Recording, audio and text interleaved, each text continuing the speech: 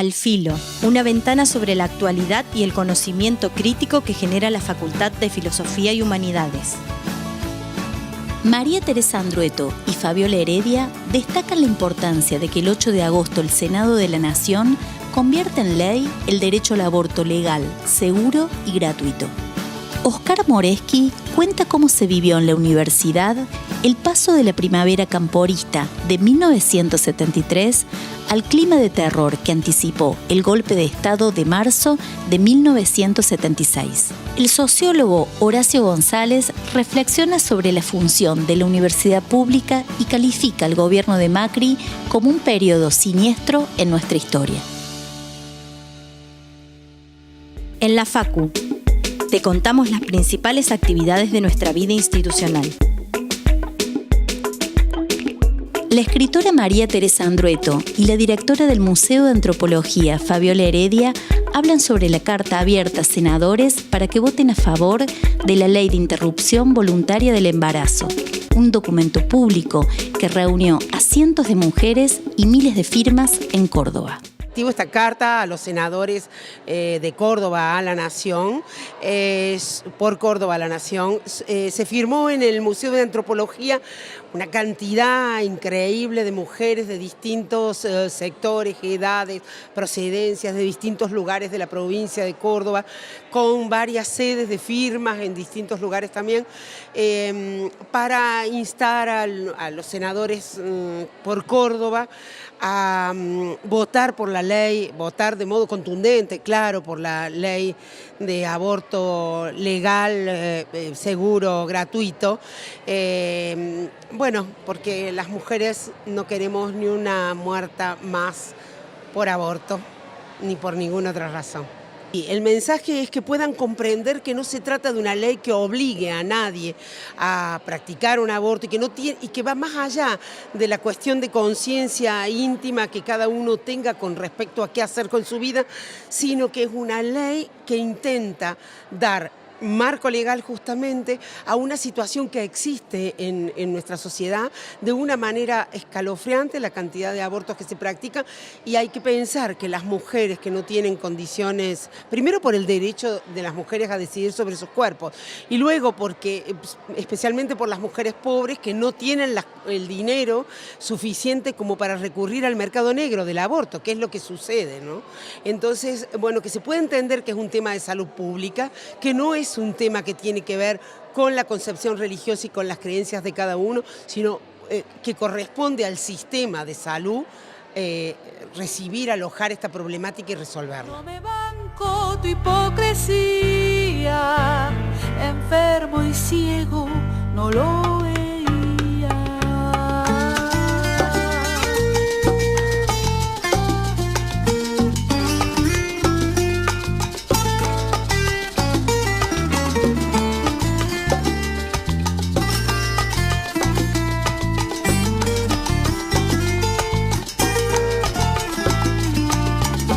¿Qué pensás que pasaría si era de tu propiedad? Es importante que el Museo de Antropología se convierta en este espacio, en esta oportunidad, ¿no? Es tradicionalmente alojado otras voces también, pero en esta oportunidad hay un reclamo fuerte a partir de la movilización social de mujeres agrupadas en diferentes organizaciones, mujeres que en forma individual expresan a partir de su situación personal, historias de vida, ¿no?, que han atravesado. Entonces el museo quiere hacerse eco de eso, y a nosotros desde las ciencias sociales y humanas nos interesa poder acompañar esta movilización de la sociedad civil. O sea, en Argentina tradicionalmente las leyes son empujadas, y hemos aprendido que así se hace, ¿no?, desde la experiencia del terrorismo de Estado a esta parte, que solamente con la sociedad civil organizada es posible conquistar espacios verdaderamente participativos y que tengan que ver con las personas. A nosotros fundamentalmente nos interesa eso. Bueno, porque hace muchos años que se está esperando. ¿sí? Nosotras en esta oportunidad, este grupo de mujeres autoconvocadas, que en su mayoría son artistas, científicas, bueno, trabajadoras de diferentes ámbitos,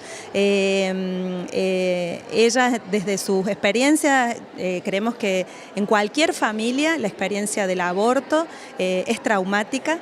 Las mujeres no abortan felizmente. Entonces necesitan un acompañamiento en forma imperiosa del Estado. El Estado debe reconocer y es la oportunidad para que socialmente saquemos la hipocresía que nos viene acompañando hace tanto tiempo.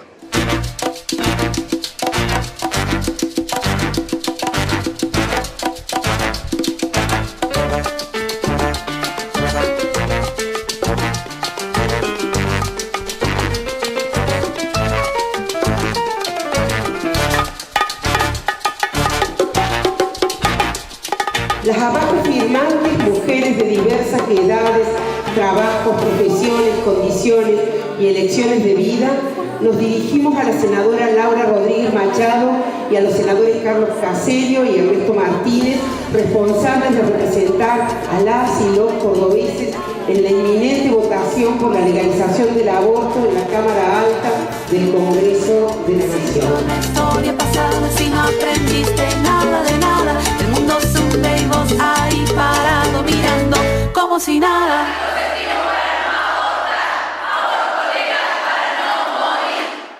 El Consejo Directivo de la Facultad aprobó la declaración del Departamento de Geografía que advierte sobre los riesgos ambientales, culturales y arqueológicos que implica el proyecto de autovía que el gobierno provincial construye en el Valle de Punilla. Hablan Beatriz Enzabela, Miriam Abate Daga, Andrés Iceta y Paola Seminara.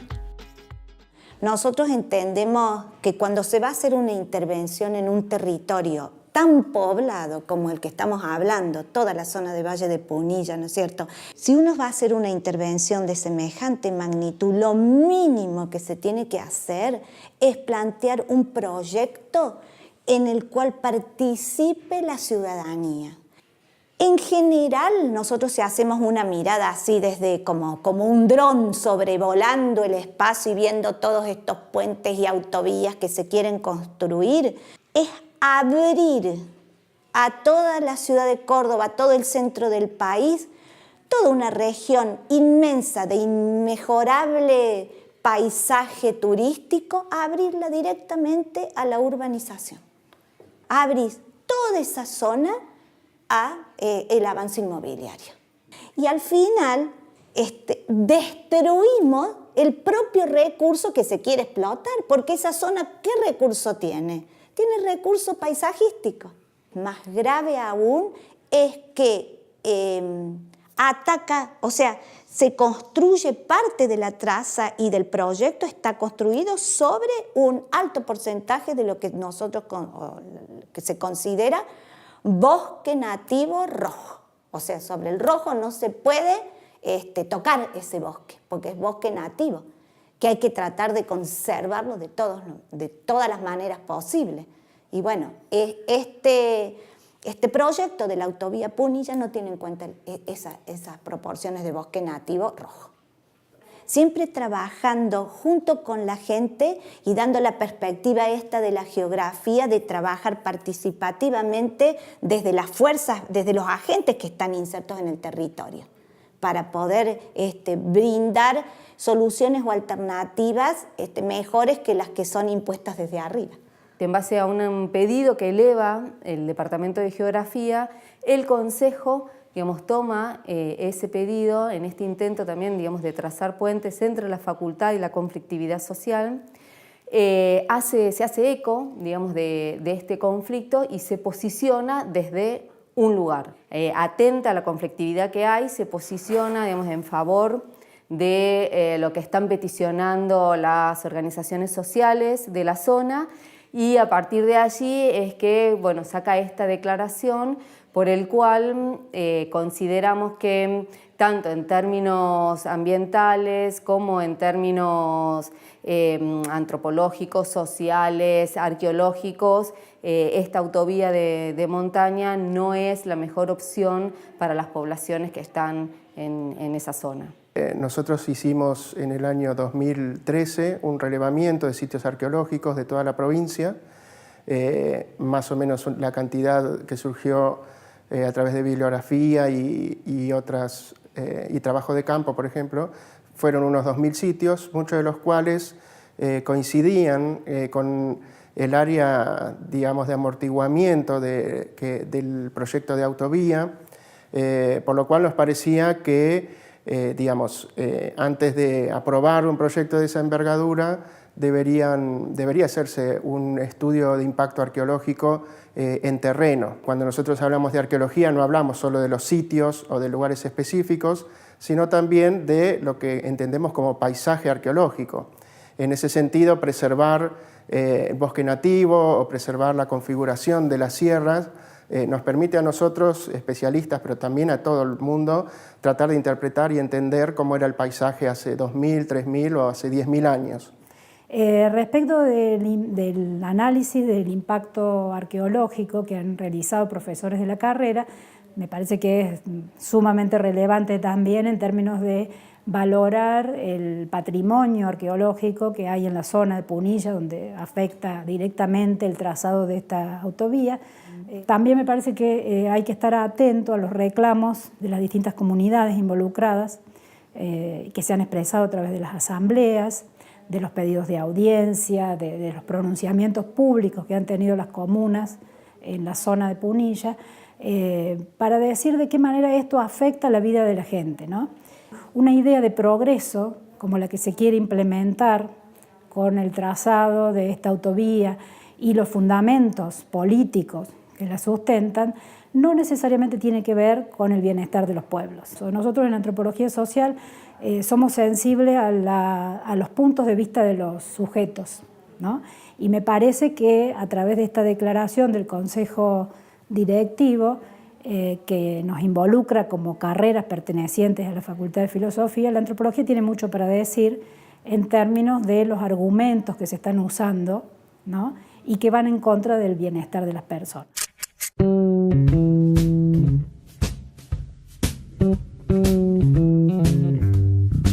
Historias y personajes. Recuperamos la memoria viva, los protagonistas y trayectorias de nuestra facultad. En el marco de los 70 años de nuestra facultad, se realizaron 9 micros que reconstruyen su historia e identidad. Oscar Moreschi, trabajador de la Escuela de Artes a comienzos de los años 70, reconstruye cómo fue pasar de la primavera camporista de 1973 al clima de terror que se vivió en las universidades en los años previos al golpe del 24 de marzo. En el 72 comienzan una serie de cambios políticos muy significativos y se produce la elección de Cámpora, lo que implica toda una renovación, digamos, en materia de lo que sería la efervescencia, digamos, de jóvenes y de la sociedad que pugnaba por un cambio. Por asamblea se decide hacer una elección de un nuevo director y de esta manera se elige como representante, como director de la Escuela de Arte a Federico Bazán, que era un militante de las agrupaciones de izquierda más extremistas. Son momentos que se viven sumamente tensos, porque hoy día volver a la memoria las instancias de enfrentamientos que había entre la juventud peronista, la JPerra, los grupos loperreguistas, la ortodoxia peronista, era una cosa cotidiana y de discusión permanente, cosa que se traducía en los diarios, en la televisión, es decir, en todos los productos culturales de la época. Luperi había logrado constituir un consejo superior, pero que eran 6 decanos que estaban visiblemente comprometidos en una postura renovadora y que permanentemente recibían amenazas de la derecha peronista, de la ortodoxia, y eran generalmente mal vistos dentro de las esferas universitarias y políticas en general.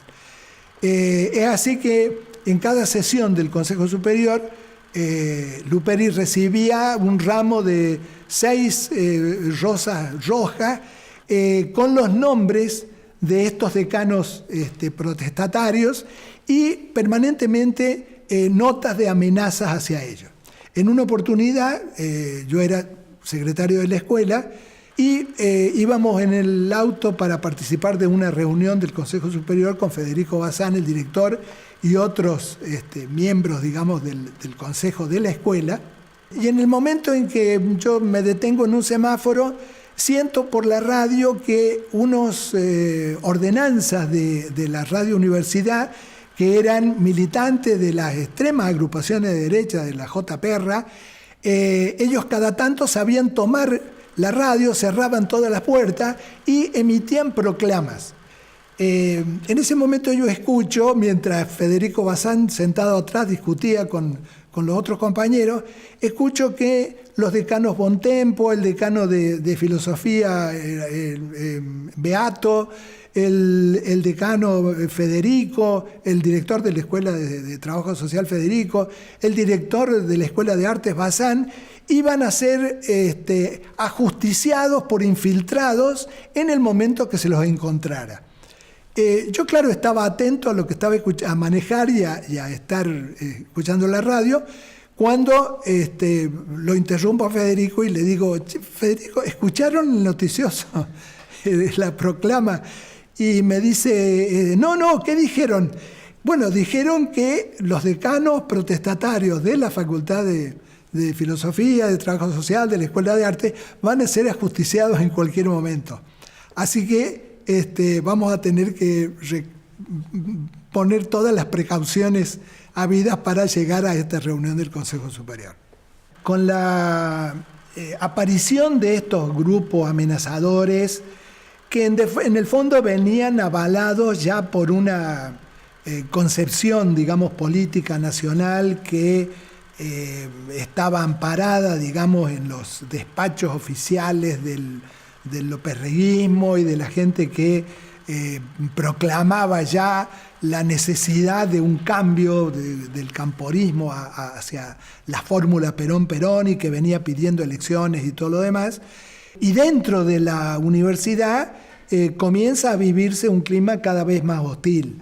Se va a dar la renuncia de Cámpora, los cambios, digamos, en el gobierno, la instauración, digamos, de la misión Ivanišević, y por lo tanto la intervención a las universidades con la designación del rector, del doctor Menso, en la universidad. Este doctor, una de las primeras medidas que toma era que, claro, como no sabían qué hacer con reparticiones menores como las escuelas, pasan a depender la Escuela de Artes de la Facultad de Filosofía, y de esa manera se liberan algunos problemas de administración, porque a partir de ahí la ortodoxia, digamos, peronista se va a hacer cargo del gobierno con una ley que permitía, la nueva ley de intervención de las universidades, que los rectores tuvieran las funciones de los consejos superiores. Y comienzan las cesantías sobre fines del 74 hasta en marzo del 75. No se renuevan las designaciones de la mayoría de los docentes.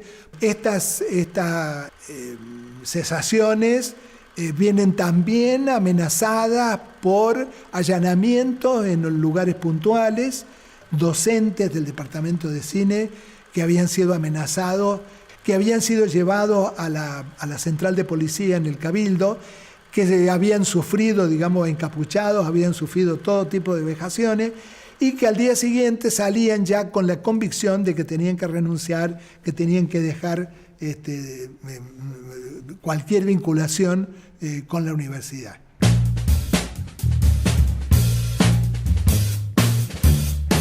Divulgación.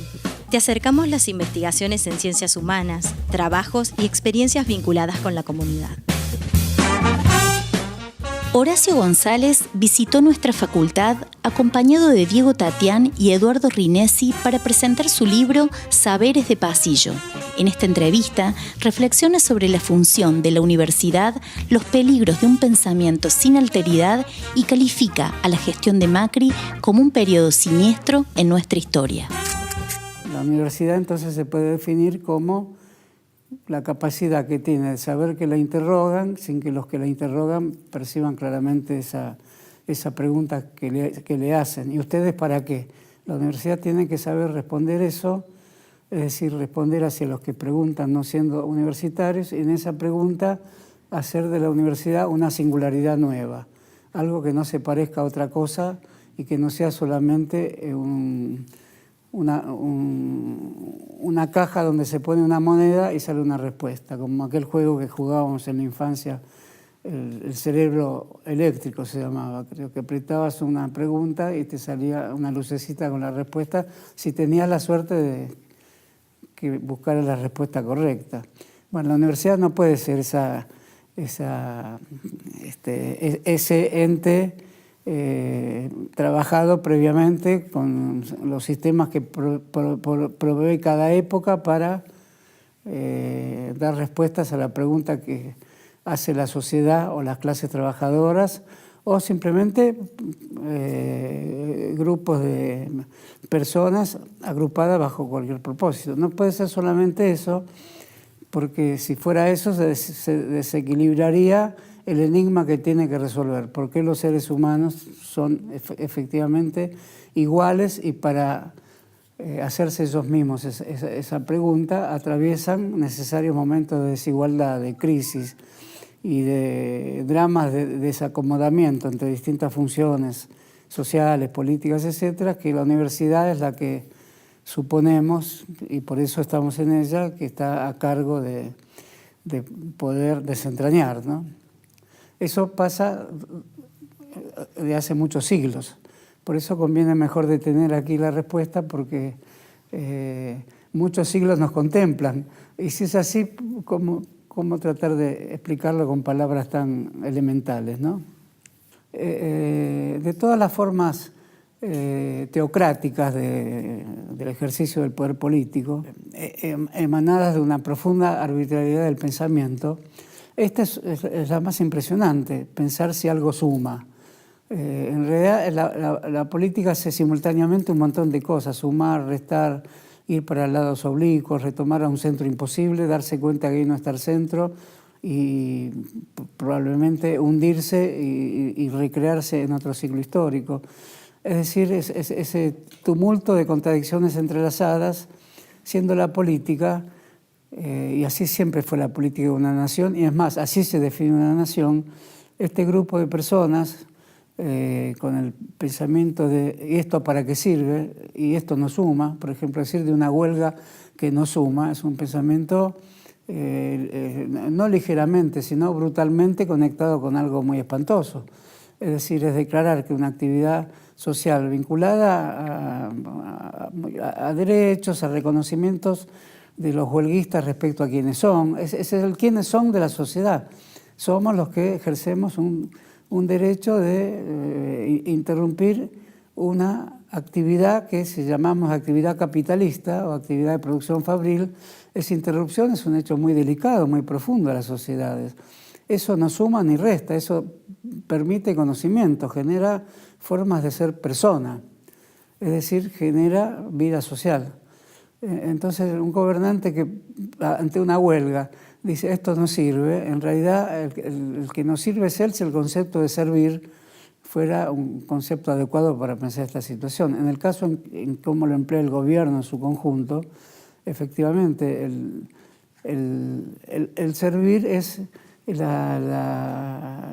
ámbito más pequeño, obtuso y más incapacitado de tener alrededor de sí una mínima sensibilidad social para pensar lo que ocurre en el mundo. Simplemente el que piensa ante una huelga, ¿esto para qué sirve? Esto no aporta, etc.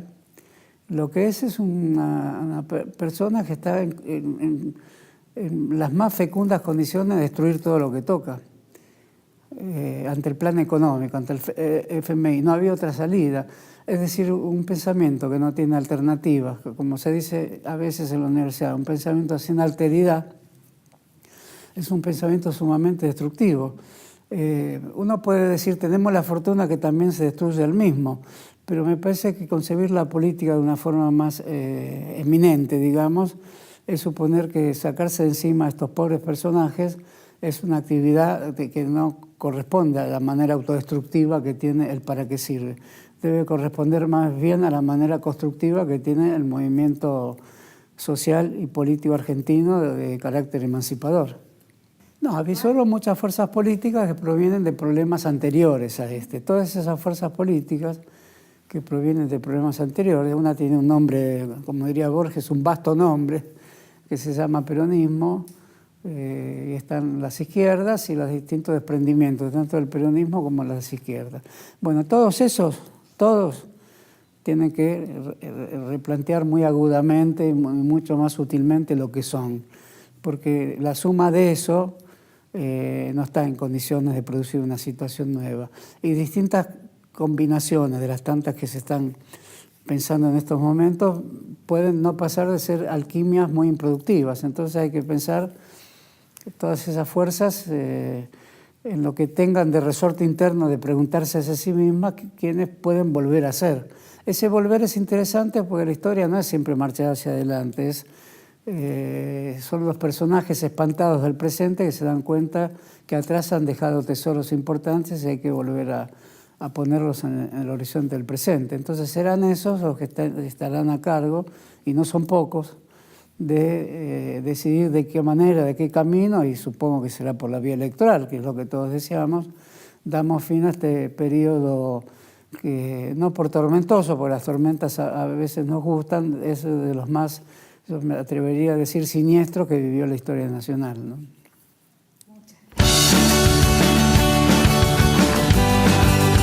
Nos vemos en el próximo programa. Asómate a nuestra web ffih.unc.edu.ar y seguinos en Instagram, Facebook y Twitter.